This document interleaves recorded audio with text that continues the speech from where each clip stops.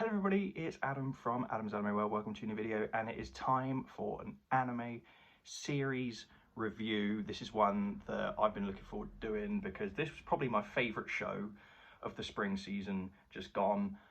It is, well, I'm not going to say it's specifically a review of specifically season 2, but it is a review of the entire series as a whole, and this is my review of Mobile Suit Gundam, The Witch From Mercury. This includes season 1 and 2 combined. Now, I've got some notes here that I've made on this.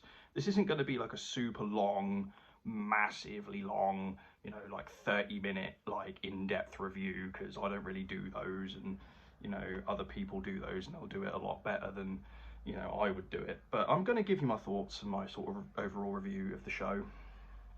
I watched the final episode this morning. I know it came out yesterday, but whatever, I watched it this morning. And so here is my review of Mobile Suit Gundam, The Witch From Mercury. Now, I want to state for the record, I'm still kind of new-ish when it comes to Gundam. I have seen some Gundam before, but this is the first time I've actually seen a full Gundam series all the way to the end. I did watch some of Iron-Blooded Orphans back when that came out. I did watch fly buzzing around. Actually, to be fair, I did watch all of season 1 of Iron-Blooded Orphans. I did not finish the second season of that. So I've seen about half of Iron-Blooded Orphans, I guess, and I've seen some of Gundam Build Fighters, which I know is a bit of a different thing, but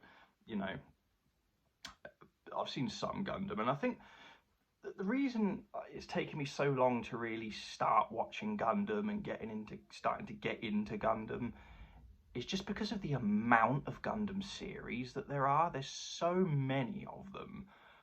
It's like, where do you start with it? It kind of feels a bit like that with Gundam, and I'm going to be going back to an older series next. I'm going to sort of give a little bit of information about that. I'm going to do a separate video on that, but I'll sort of, if you keep up with Gundam news, you can probably guess what season or series that is, but I'll save it to the end. So yeah, still newish, but I'm starting to get into it a bit more. So in terms of Witch From Mercury, this was a great fucking series. This was really good. I enjoyed the fuck out of this all the way through. One of the things that really pulled me into this was the characters of this show are great, really well developed characters. Really enjoyed hanging out with these characters every week. Miorine especially, or Miorine, I don't know, is it Miorine or Miorine? I'm not exactly sure how you pronounce her name. She was my favourite of the whole entire series. Yes, even more than Soletta. I know there was the whole, Soletta Sundays thing. Soletta's great, but she was not my favourite character in this. Miorine was. Really enjoyed her character. Her fall from grace towards the end of season 2, but then she redeems herself, and there was a good resolution at the end. And I was watching alongside, this fly's really fucking me off. I was watching alongside this series, Bankai 922's episode reviews of the series, and he mentioned this in one of his reviews, and I was kind of thinking it as well, but I wasn't. It was kind of like, am I the only one that thinks this, kind of thing. And then Bankai mentioned it, and I was like, yeah, totally get it. Season 2 of Witch From Mercury started to feel a little bit like watching Evangelion. I was getting Evangelion vibes from this, not in season 1, but definitely in season 2, about halfway through it. And it's mainly because of Prospera, Mercury, Soletta's mother, main sort of antagonist of the series, Gendo vibes. And that's exactly what Bankai said in his videos as well. Massive Gendo Ikari vibes from Prospera. And being a huge Evangelion fan that I am, I did appreciate that, and I did sort of get that vibe myself, and it kind of added to my enjoyment of Witch from Mercury, even though I was enjoying it already, you know. Now, I'm not going to go into like massive spoilers about everything, because if you haven't finished the series, or even if you haven't watched it at all and you're planning on watching it, I'm not going to give massive spoilers. Although, apart from this one, I kind of am going to spoil the ending a little bit here, just because I want to give my thoughts on a certain thing. I thought the ending was fantastic. Really great.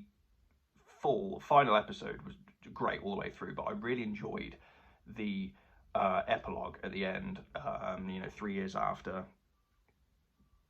Really, it tied things up well for the characters and really gave them, it was a satisfying ending. It wasn't one of those open-end, not really, it wasn't really an open-ended ending where it's kind of like, make up your own ideas of like what happened to certain characters. You kind of saw where everyone was at during the epilogue, which was nice to see, and really happy that Soletta did end up with Mirone at the end of the series.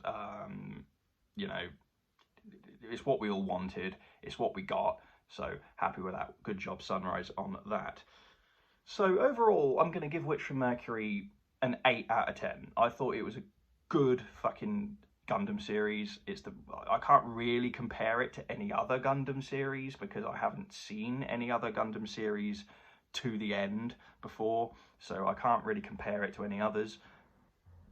But I thought this was a good series. I enjoyed it. I would definitely watch it again.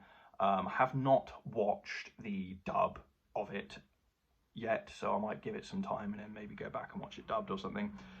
So 8 out of 10 for The Witch from Mercury. Now, I did mention at the start of the video that I was going to be going back to an older Gundam series. If you know, and you've been keeping up with Gundam news, you would know that there is going to be a new Gundam Seed movie coming out in January 2024. It's called Gundam Seed Freedom. It is a sequel to Gundam Seed Destiny, from what I've read. I've never seen Gundam Seed, all right, at all. And I'm starting to get into Gundam now, and I've been looking into Gundam Seed, and so we've got Freedom, the new movie coming out, which is going to be a sequel to Gundam Seed Destiny, and Gundam Seed Destiny is a sequel to the original Gundam Seed, and I know I've got to watch the original Gundam Seed and then Gundam Seed Destiny before I see this movie, right? So, and I've looked at how long these two series are. They're fucking long. They're like 40, 50 episodes each. So I've got to watch like nearly 100 episodes of anime before this movie comes out.